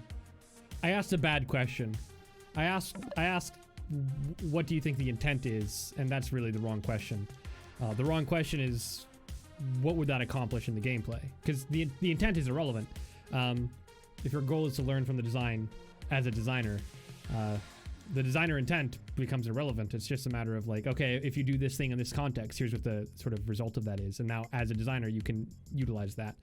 So I really asked a dumb question. No, it is more like, it makes you, okay, so it makes you take things slower because you don't know where they're going to be, right? So you do have to be very careful about them. And then I guess the next question would just be why? What's the gameplay value of making the player go slower? And also, what do you mean by going slower? Do you mean like physically moving through the environment more slowly, or do you mean like you're more thoughtful about your environment, or what specifically is like slowing you down? Neutralize some folks. I'm doing that anyway.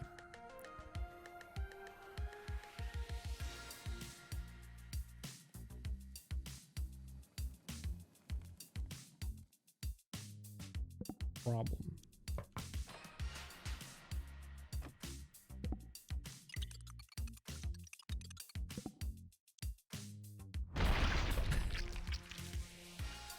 Well, wasn't quite what I meant to do, but that worked out. Sort of. Hey, the ham sandwich survived the blast. Clone self. I don't know what that does. I'm gonna find out what that does. Pretty much what I thought it would do. Okay.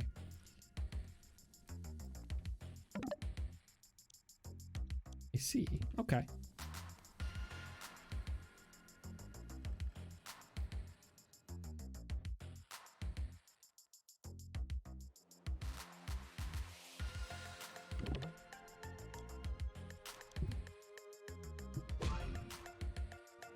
Did it.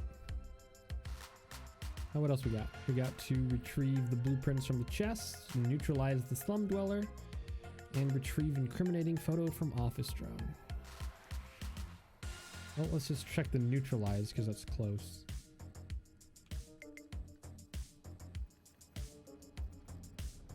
Huh.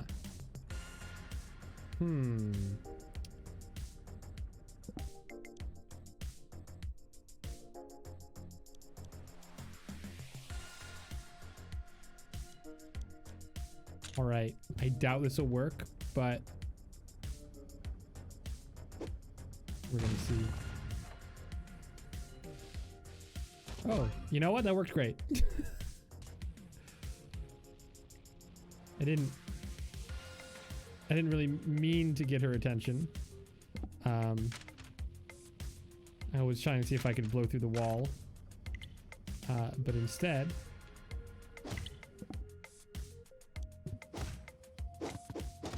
oops. Well, you know what? What am I trying to... There we go. Found my baseball bat.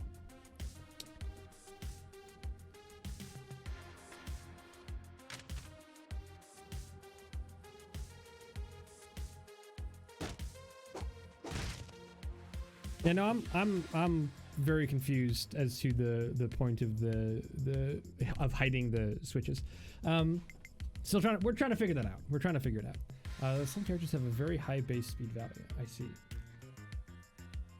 Okay, so there's some game knowledge here that we just are lacking, making things go really fast.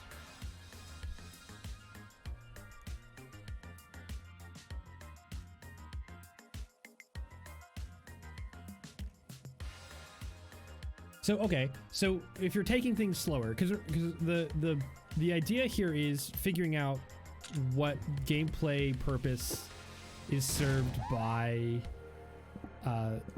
specifically hiding, not just having the traps, but specifically hiding the pressure plates. Also, as someone who seems to actually understand the game, clarify for us, speaking of which, clarify for us the pressure plates for the traps. Those are actually hidden, right? I'm not going crazy.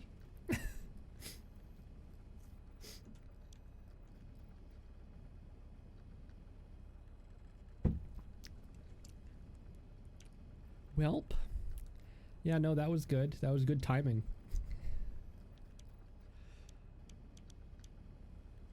Okay, let's actually read some trades.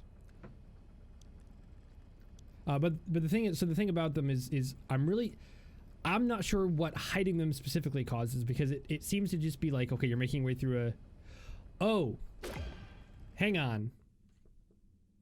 I think I just made a connection in my head that I probably should have made sooner. Is there a certain kind of tile that might have a trap, like a pressure plate on it? Or can it be on any tile? Is it like only in these like facility type places?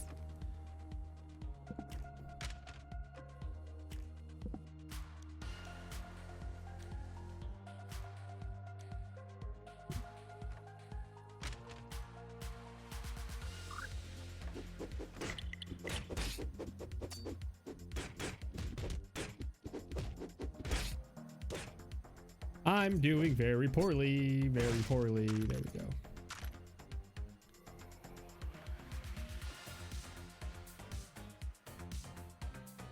I see. Because once the thing that I've noticed is that they were undetectable until you step on them, and then you see them. Yeah. You know, the outline, once you step on them, the outline shows up and you see it very clearly.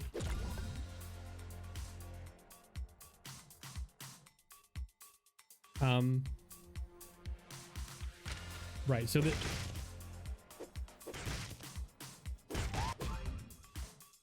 got it. What is that little dude? What is going on?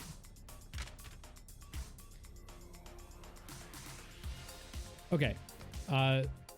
So that clarifies things a little bit, because now what that means is that going through these like little facility type places, one of the things that would make it quite different is the fact that there are hidden tiles. Because I was initially assuming that they were just, especially after like the first one or two, I had assumed that they were just going to be everywhere. But if it's just the facilities, that means that you can avoid them by not going into the facilities. and accounting for them by saying things like, okay, you know, maybe I'm low on health and I don't want to do a bunch of fighting, but this next mission is in a facility type room. So I should be careful of traps, and maybe that will dissuade certain approaches or persuade certain other approaches. Maybe incentivize certain other approaches. Okay, no, that makes sense. That makes more sense, because now you're actually because again, back to the concept of the fact that it is a roguelite, so there is going to be a lot of iteration, and there's a little bit more room, like leeway, for not being as clear as you could be, because the idea is that you're going to be doing it a bunch anyway.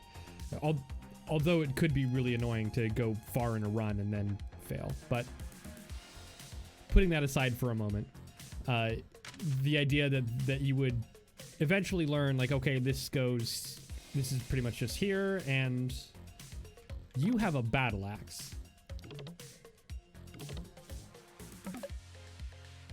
Okay.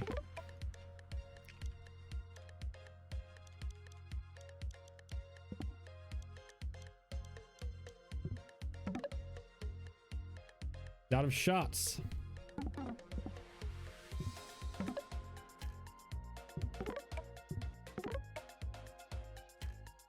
Gotta make my liver cow in fear.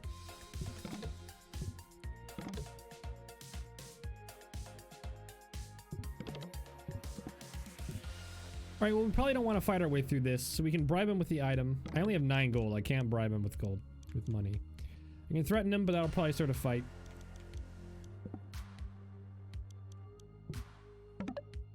I can bribe him with a pistol or a shotgun. Let's bribe him with a pistol. That probably wasn't really worth it. I think a pistol probably costs more than $46. Did we do the optional? No, we didn't do the optional objective. Neutralize every single blood. Okay. Where is the blood?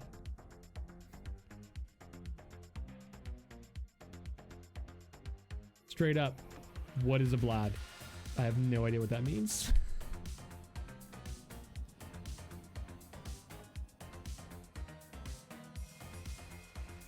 I remember hearing that terms before, but I don't remember.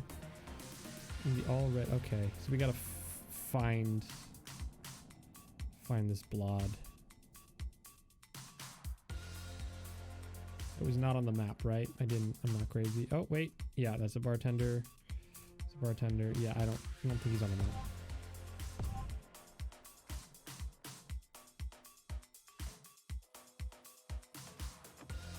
I don't suppose anybody remembers seeing any one of these guys, so we don't just wander around looking for them. Hello, you have a green circle. You're one of those gangs that solve differences by dancing. Alright. Oh, is it this guy? This guy? Maybe? He's in red.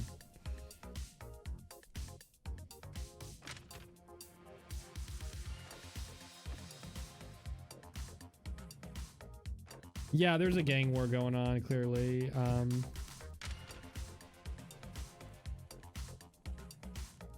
So I guess, yeah. I guess you're a blood?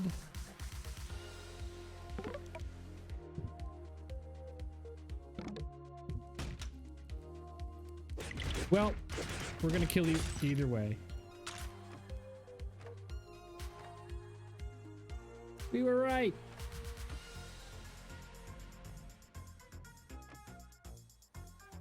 Solved our problem through trial and error via murder. Definitely should have had all these guys to begin with.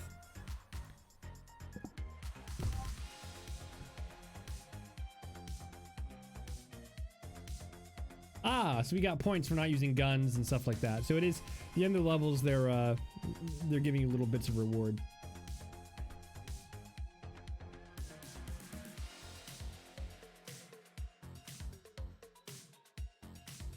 Ah, I see. I see. So there are opportunities for dodging them. Some like skill challenge kind of opportunities. That makes sense. We can knock people out. I just didn't know that. I don't know how to do that. We angered a lot of people.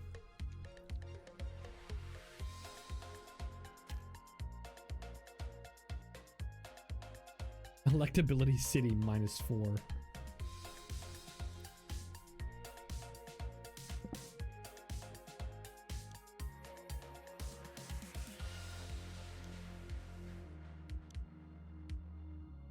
Melee attacks do a lot more if you're in camouflage. We gotta figure out how to do that. Yeah, we're gonna try to figure out how to do that.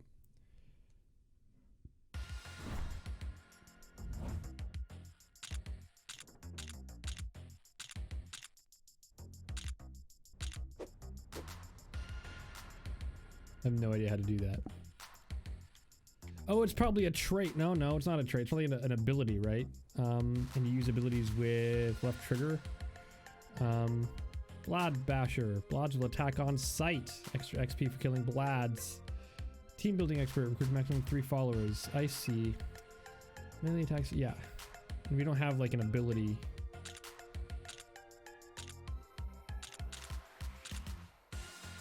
We don't have like an ability to do stealth. So was it just a terrible, terrible idea to take that skill? Like, is it actually just impossible for me to make use of that right now?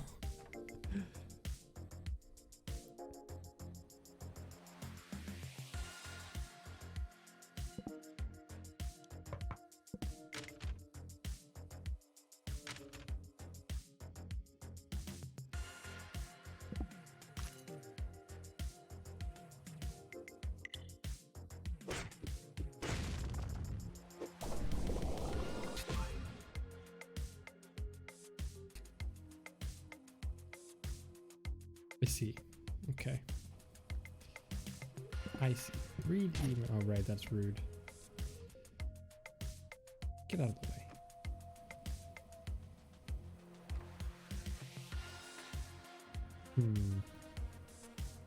Is there like a good way to approach? I mean, I'm sure there is a good way to approach this.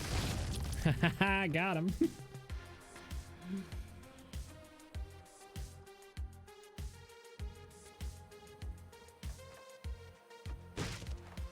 Starting to learn. I'm starting to learn a little bit. Oh no! Okay, that's not instant death. I thought for a second that was instant death. Oh, wait a second. Do these seem to indicate something? Right, like I just stepped on that trap and it opened a hole in both of those on these things.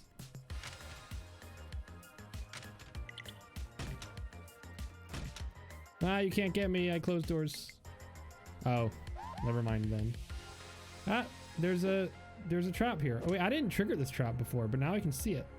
Did I trigger this? Maybe I did trigger this.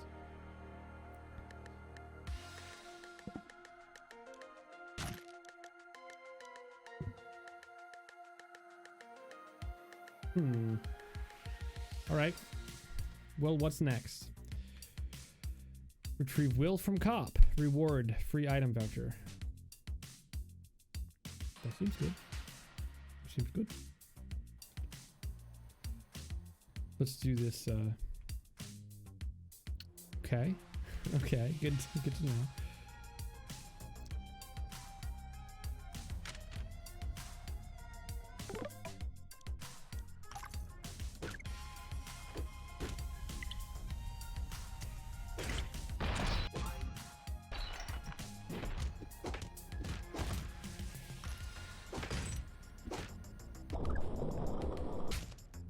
No problem. No problem. Easy game. Easy life. GG no re. I'm very proud of myself for killing that one NPC.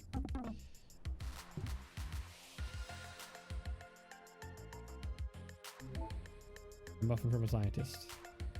Also...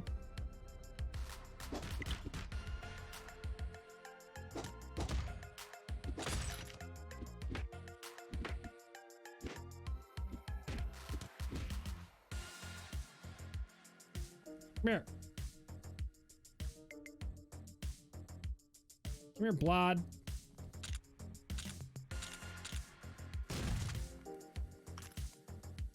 Alright, we solved our problem.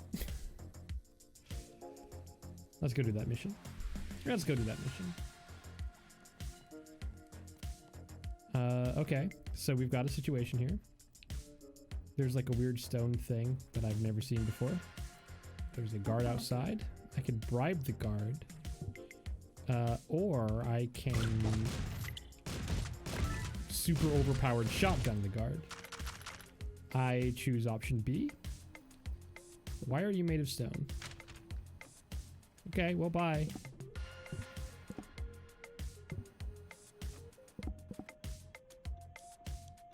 Cannot clone my shotgun.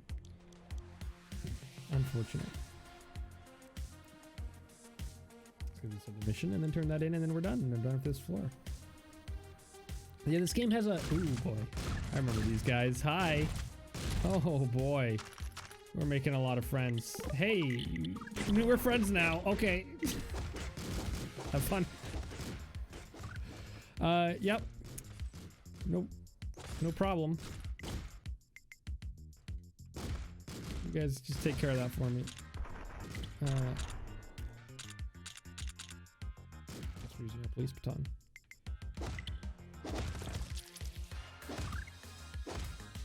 Oh, this is not a good situation. Okay.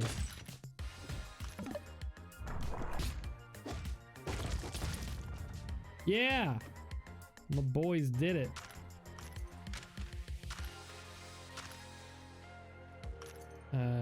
Mission accomplished.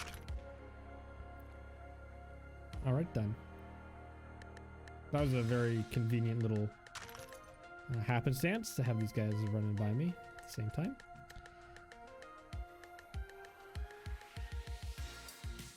I do like that kind of stuff, right? That's got like a neat little. Like I get the idea behind the emergence of the kinds of solutions, and again, a good example of a really obvious solution to a problem.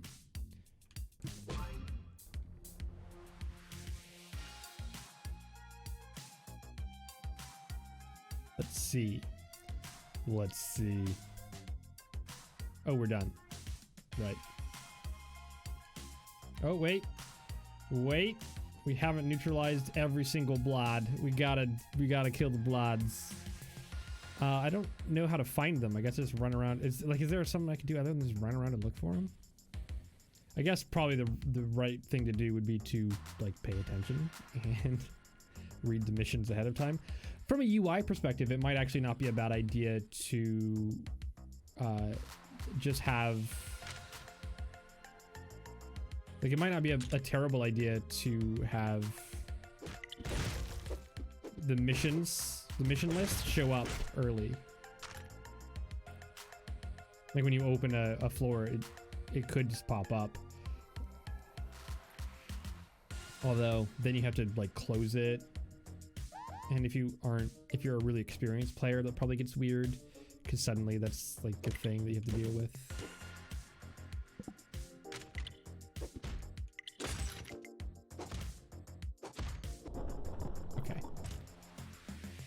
Yeah, that might not be a great idea. Although maybe just like having a pop-up that's not a menu, that just like pops up and shows like what your optional mission is, what your missions are. It might be nice just because it reminds you, but more importantly, again, it sort of tutorializes you. And again, for new players primarily, it's like it just helps get people get in that mindset of like, I need to be worried about the missions and in what order to do them. You could probably do a lot UI wise to really drive that, although most of it is probably unnecessary and might get in the way. What do we got? Increase my endurance attribute.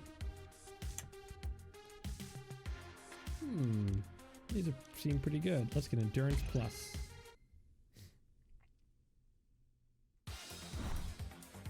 Right. Bounty on your head. Trust no one. Ah, here we go. This is because I keep murdering people, isn't it?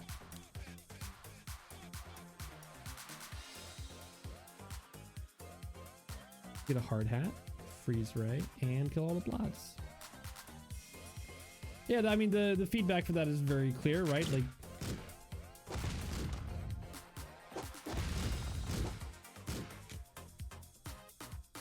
feedback for that is very clear. You get attacked. You're probably going to get attacked by things. That's fine. It does sort of serve to punish.